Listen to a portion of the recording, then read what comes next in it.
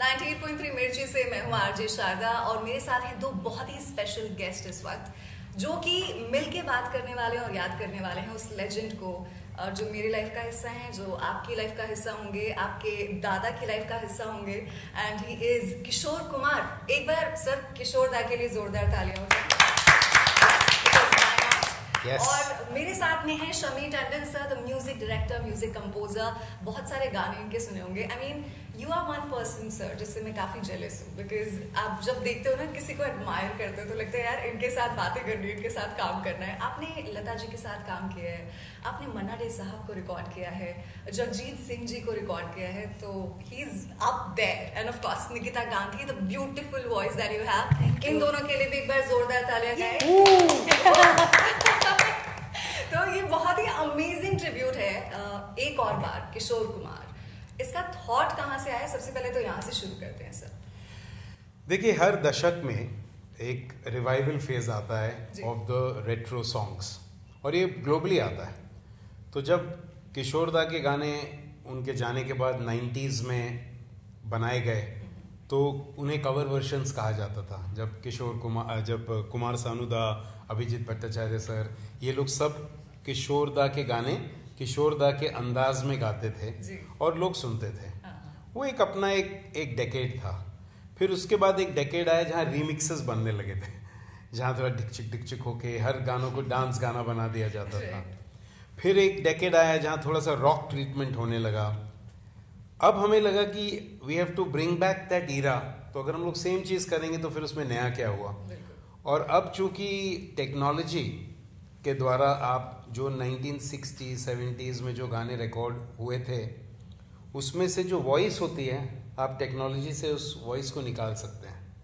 पहले ऐसे संभव नहीं था एक्चुअली। सो इस डेकेड में जब हमें हमारे भगवान जैसे किशोर दा हैं उन्हें अगर याद करना है तो हम कैसे उनको रिवाइव करें, कैसे नए मिलेनियल्स और जेनजी तक पहुंचाएं।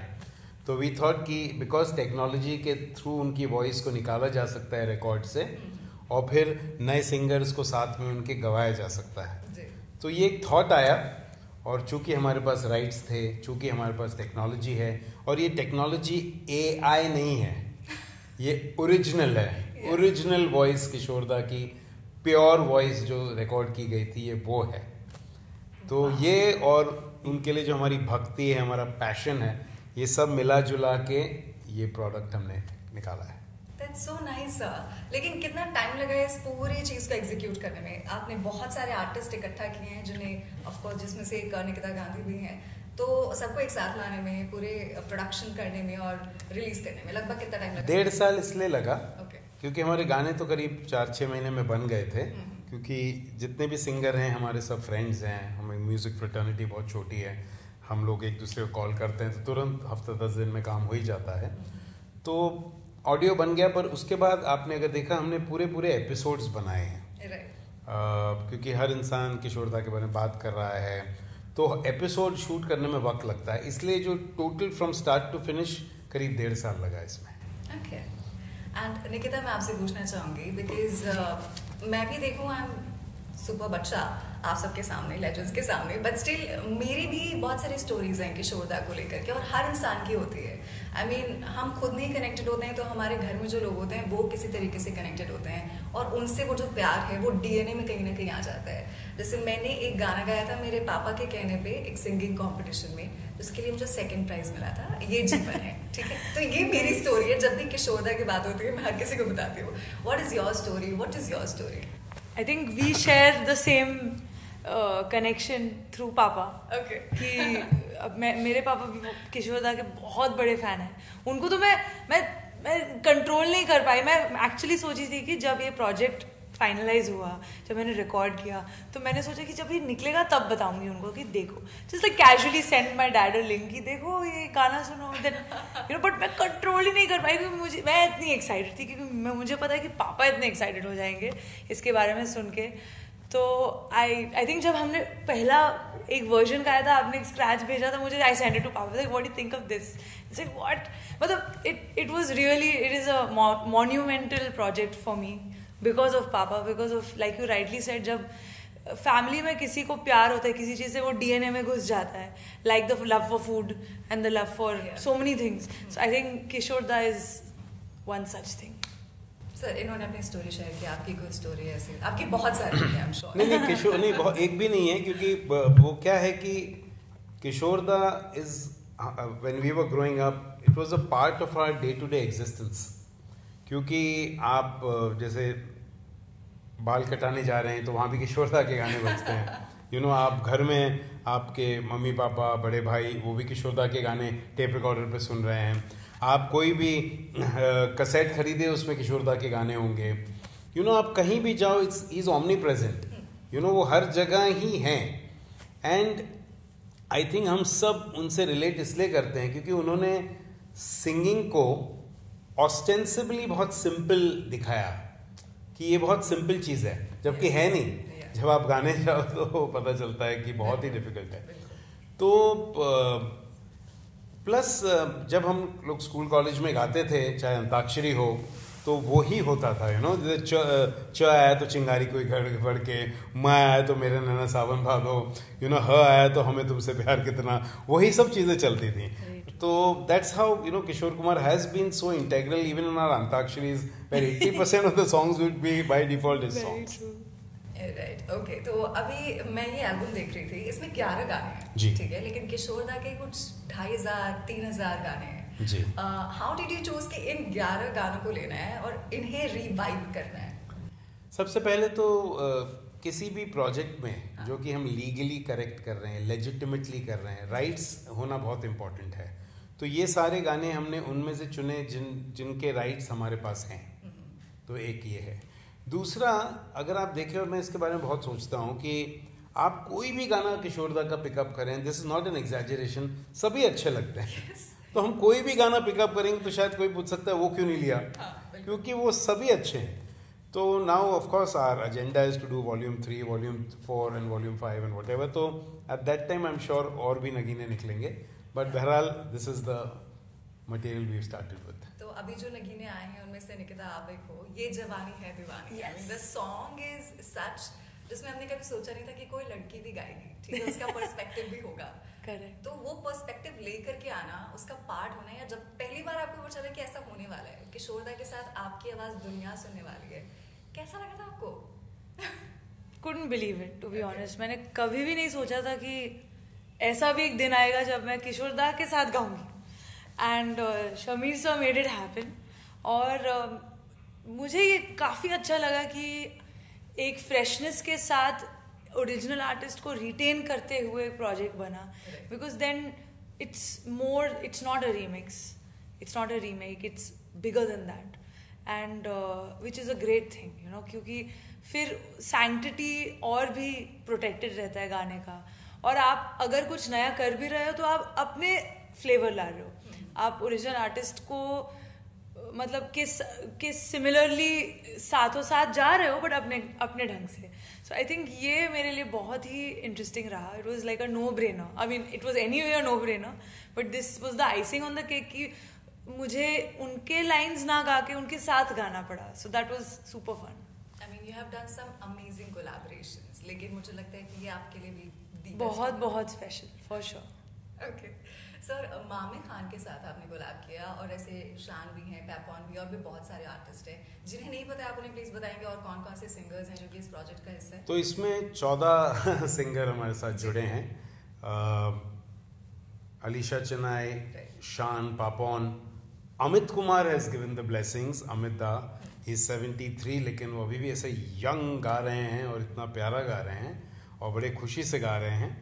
और फिर 2 फोक आर्टिस्ट हैं, मामे खान और ज्योति नूरान. और फिर फीमेल सिंगर्स जो हैं, नीति मोहन, शालमली खोलगड़े, हर्षदीप कौर, निकिता गांधी. फिर देर इज़ जो ये आजकल और यंग लड़कियां जो इंस्टाग्राम पे बहुत फेमस हैं, नंदी सिस्टर्स, वो हैं.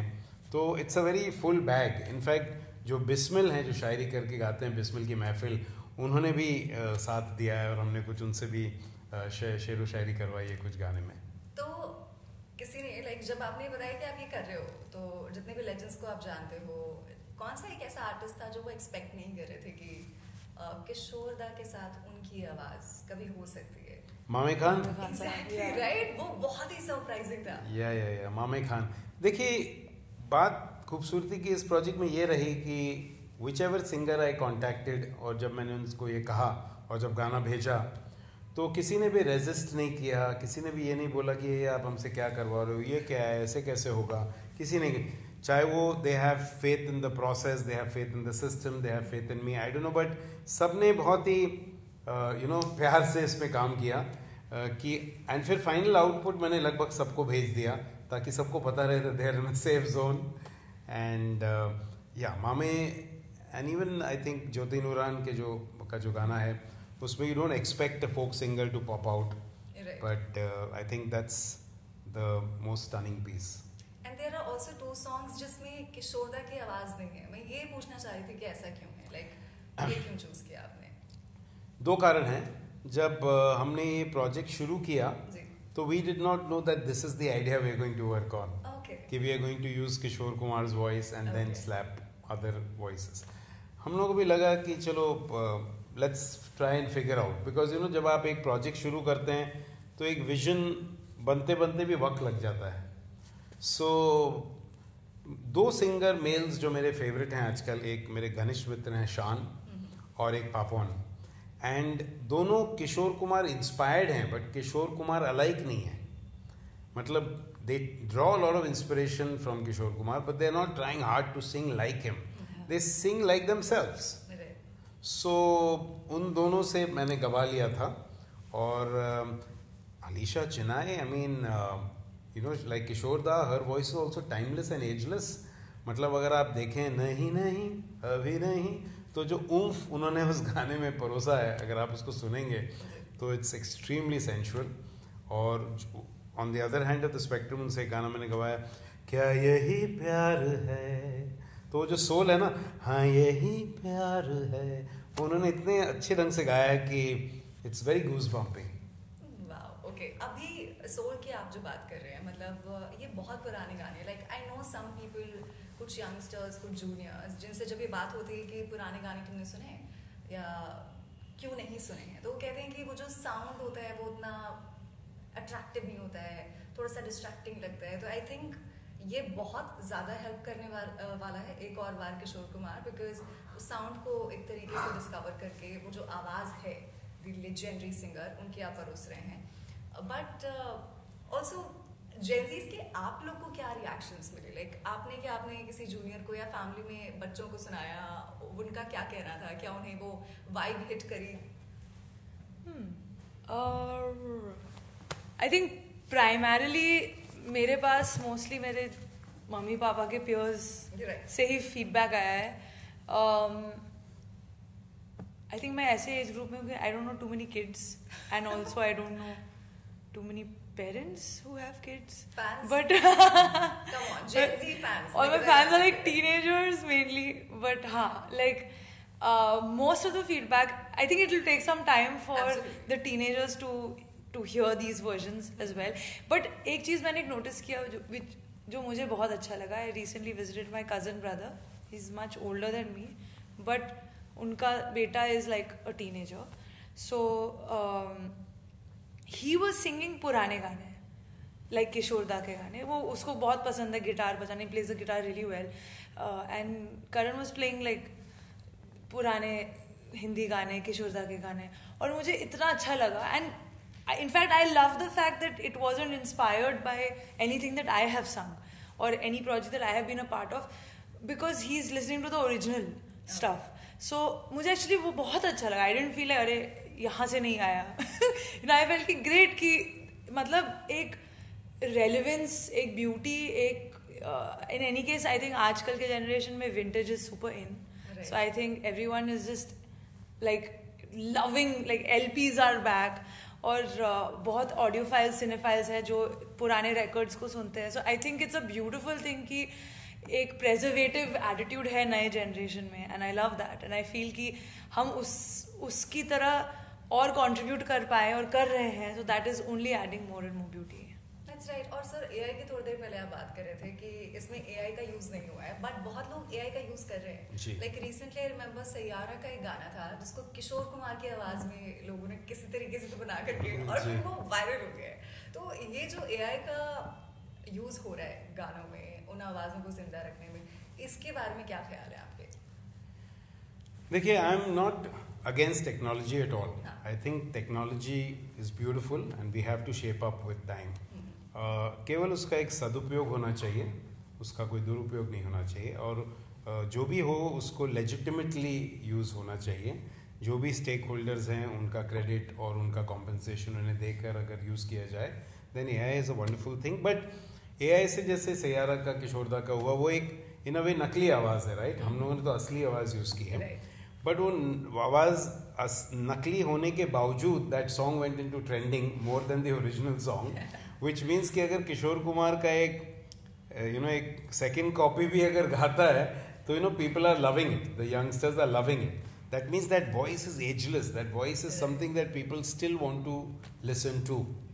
और जैसे आप पूछ रहे थे कि जेनजी, मेरे पास बहुत लोगों का वो आता है, बिकॉज मैंने 12-11 गाने किए हैं. सो सब तो बोले भूल गया सब कुछ, afro and all, very cool, Kishore Kumar and afro beat, that kind of stuff they keep saying. So I'm like, yeah, okay. That's nice. Okay. Yeah. एक और चीज जो मैं समझना चाह रही हूँ आप लोगों से, बिकॉज बहुत ही अमेजिंग थॉट है. आप कह रहे हैं कि आगे भी वॉल्यूम्स आते रहेंगे, बट क्या लोगों तक पहुंचाना इसको मुश्किल हो रहा है, या लोग इसे ग्रैब कर रहे हैं धीरे धीरे? एंड पीपल जो कहते हैं ना कि यार we want to listen to new things या नया म्यूजिक, और स्पेशली इंडियंस को थोड़ा सा ऑब्सेशन है वेस्ट से, तो उन तक ये गाने पहुंचा पाना क्या वो मुश्किल होता है, या इट जस्ट हैपेंस वंस उन चीज़ों का समय आता है? तो देखिए, आजकल कोई भी नई चीज़ जो आप करते हैं उसको लोगों तक पहुंचाना, आवाम तक पहुंचाना, चाहे वो 1.5 बिलियन पीपल इंडिया में हो या डायस्पोरा हो, डिफ़िकल्ट तो है, क्योंकि we are in a very cluttered environment, है ना. कितना सब कुछ हो रहा है, कितना सब कुछ चल रहा है, हर साल 1 लाख नए गाने आ रहे हैं, तो वो लोगों तक पहुंचाना डेफिनेटली डिफ़िकल्ट होता है. पर जैसे जैसे ये किसी टच पॉइंट पे कोई भी जब सुनता है, then there is extreme amount of happiness and they love it and then they start sharing it. तो उस हिसाब से I think we are traveling very fast. खाली एक चीज़ ट्रैवल फास्ट होती है, वो जो बड़ी फिल्में जब रिलीज होती हैं उसका गाना वो लोग रिलीज करते हैं और अगले दिन 50 मिलियन हो जाते हैं. वो वाला फॉर्मूला हमने इसमें यूज़ नहीं किया है, but otherwise I think it's being received very well and people are organically sharing it with friends and family, and very soon it will be in every household, just the way Kishore Kumar has always been in every household. Right. एक और चीज़ मैं ये पूछना चाहूँगी कि जब thought आपने बताया था अपने लोगों को, या फिर आप जब बात कर रहे थे अपने दोस्तों से, कभी किसी ने बोला कि यार ये तो मत करो, बिकॉज वही है ना, अभी बहुत सारे रीमिक्सेस होते हैं या फिर ऐसा कुछ होता है, तो people don't usually like it, कहते हैं कि जो पुराना है उसको छोड़ दो, उसको टच मत करो. क्या लोगों ने ऐसा कुछ बोला था? Surprisingly zero. किसी ने, देखिए, सबसे पहले जब मैं as a music composer, music producer, मुझे ये काम दिया गया, तो मुझे म्यूज़िक कंपनी को जाके बताना था कि ये मैंने सोचा है, तो सबके सब ने कहा वाओ, और सब ने कहा कल से शुरू करो इस बात को. फिर मैं सिंगर्स को रीच आउट किया कि आपको गाना है, बोले वाओ भेजो गाना, हम लोग करते हैं. फिर मैंने घर परिवार में बताया. फिर मैंने कुछ सीनियर्स हैं जिनके साथ मेरा उठना बैठना, सीनियर्स क्या भगवान है, जैसे आशा जी हैं, कल्याण जी के आनंद जी भाई हैं, तो जिन से मैंने, अनु जी हैं हमारे, तो सीनियर हैं बहुत, जिन को मैंने ये बात बताई, सब ने बहुत खुश होकर, they all loved it and they said wow, how did you even think of it, like what was going on in your mind? I said ये तो आमद होती है. I mean, you don't scientifically sit one day and say कि let me think of this idea. ये तो आती है, ऊपर वाला देता है, and I'm blessed. ऐसा हुआ. What about you?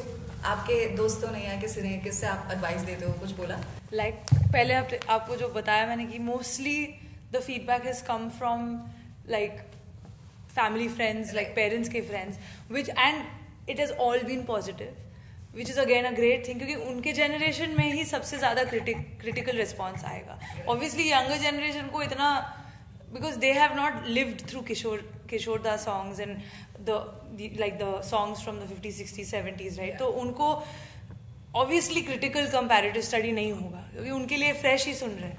But for the people parents generation and older definitely you know जैसे बंगाल में रविंद्र संगीत इज अनदर टॉपिक जो छेड़ते नहीं है. मुझे तो बहुत स्ट्रेस होता है जब कोई बोलता है कि आप गाओ क्योंकि कुछ इधर उधर गाओगे तो बहुत क्रिटिसिज्म मिलेगा.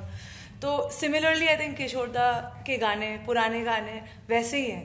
But not one person said कि ये क्यों किया तुमने, ये नहीं करना चाहिए था. इन सब ने बोला कि ये तो किशोर दार गांटा सुनलाम आरो चाहिए एमनी. Like everyone was just like yes yes yes we want more of this and that's all. I think all credit goes to Shamir. मेरे लिए सबसे बड़ी ब्लेसिंग थी जब मैं अमित दादा के साथ बैठा था और मैंने उनको बताया इस आइडिया के बारे में. He loved it in the first go. Then he said एक बार मैं अपने फैमिली मेम्बर्स को भी बताता हूँ. तो मैंने उनको कुछ एक सैम्पल भेजा, उन्होंने सबको सुना. तो बोले कि लीना चंदावरकर जी और अमित दा की वाइफ और सुमित सबको ये आइडिया पसंद आया. तो बोले let's do it. So I think that becomes when the family blesses you you really feel कि क्योंकि एक फैमिली होती है जो ऑब्वियसली पोजेसिव होती है इतने बड़े लेगेसी की, वो नहीं चाहती कि कोई चीज़ डाइल्यूट हो. तो उन्हें लगा ये डाइल्यूट नहीं, ये तो और एनहांस हो रहा है. और इसमें भी हम लोगों ने वी बीन वेरी केयरफुल कि रूह नहीं छेड़ी है किसी गाने की. और बहुत ही रूहदार और तैयार सिंगर्स बोले या जो पैशनेट सिंगर्स हैं और जो अलग अलग एक अपनी खुशबू लेकर आते हैं माइक पर, उनके साथ ही किया है. Hence you can also see a wonderful you know contrasting thing.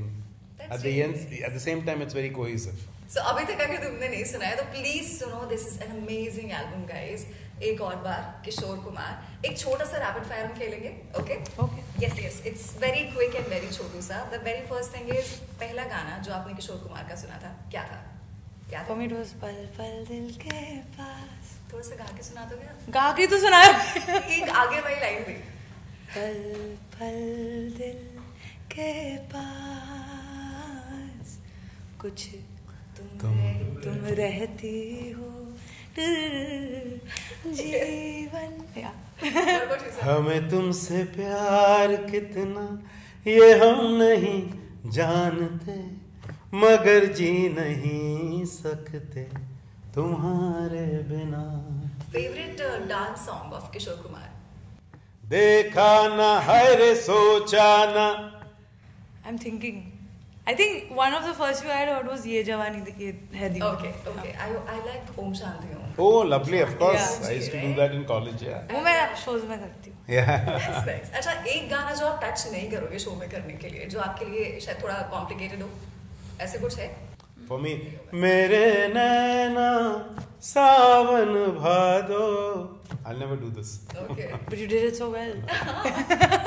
Only one line. Same answer? No, I don't know. There are too many songs I think to pick from, to not pick from. Okay. Yeah. Kishore Kumar की yodeling, ये और नहीं, like और love. I love it because it is. I think उन्होंने yodeling ऐसे ज़माने में introduce किया जब किसी को पता ही नहीं था कि ये है क्या. तो it was very cool, especially for people like us जिन्होंने किशोर दा को अपने पेरेंट्स से एक्सपीरियंस किया. To listen to him you only be like oh, like because for us we know what it is, but to hear somebody मतलब एक बहुत मशहूर आर्टिस्ट पहले से ही कर रहे हैं. आई think it's really cool. I love yodeling. I mean, I think it's anyone who brings anything new to the table needs to be saluted. And I think उनके पहले और उनके बाद भी मुझे पता नहीं किसने yodeling किया है. उनके पहले तो बहरहाल किसी ने नहीं किया इंडिया में. But उनके बाद भी I'm not sure how many people have yodeled and what is standing out. When it comes to yodeling, अभी भी ऐसा लगता है yodeling means वो किशोर कुमार की territory है. Okay, favorite duet singer with Kishore Kumar? Asha ji. Absolutely Asha ji. That's amazing. Unanimous. Okay. Absolute Asha ji. So I think that was it. Thank you so much. 98.3 मिर्ची के साथ यहाँ पर आज का समय बिताने के लिए. It was lovely meeting you guys and all the very best. Thank you. Thank you, Sharda. Great to be on Radio Mirchi 98.3 FM. It's hot. It's hot.